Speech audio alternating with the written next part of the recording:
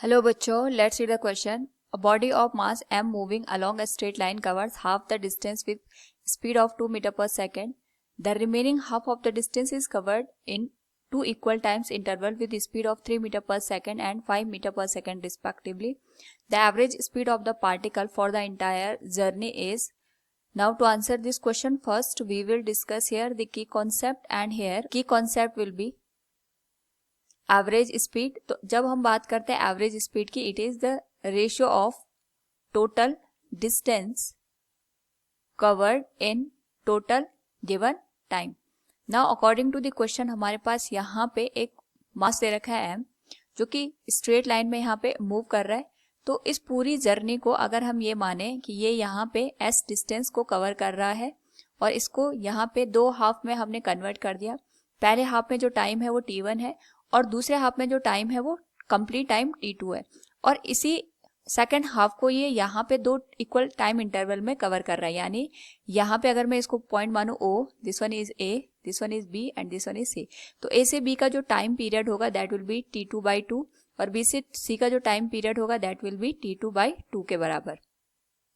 Now यहाँ पे हमारे पास जो फर्स्ट हाफ है उसमें जो स्पीड है वो 2 मीटर पर सेकेंड है और यहाँ पे A से B का जो यहाँ पे स्पीड है वो 3 मीटर पर सेकेंड है और B से C का जो यहाँ पे स्पीड है वो 5 मीटर पर सेकेंड है.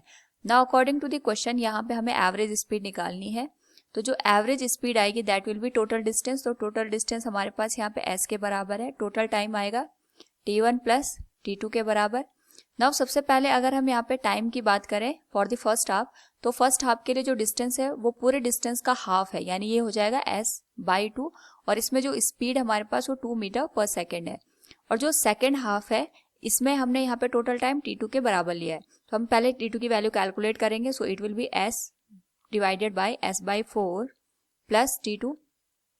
नाउ इसको अगर इक्वेशन नंबर फर्स्ट कंसिडर करें तो हमारे पास जो सेकेंड हाफ है उसको हम दो इक्वल इंटरवल में कवर कर रहे हैं. यानी हमारे पास अगर मैं A से B की जो डिस्टेंस है उसको x1 मानूं और B से C की जो डिस्टेंस है वो x2 है, तो टोटल ये डिस्टेंस हमारे पास s/2 के बराबर होगी. तो x1 को जो ये कवर कर रहा है ये हमारे पास t2/2 टाइम में कर रहा है. इस पर्टिकुलर केस में जो इसकी स्पीड है वो 3 मीटर पर सेकेंड है. So we can write x1 will be 3 into t2/2 plus 5 into t2/2 equals s/2.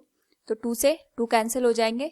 It will be 8 t2 equals s के बराबर. तो जो t2 की वैल्यू आएगी दैट विल बी s/8.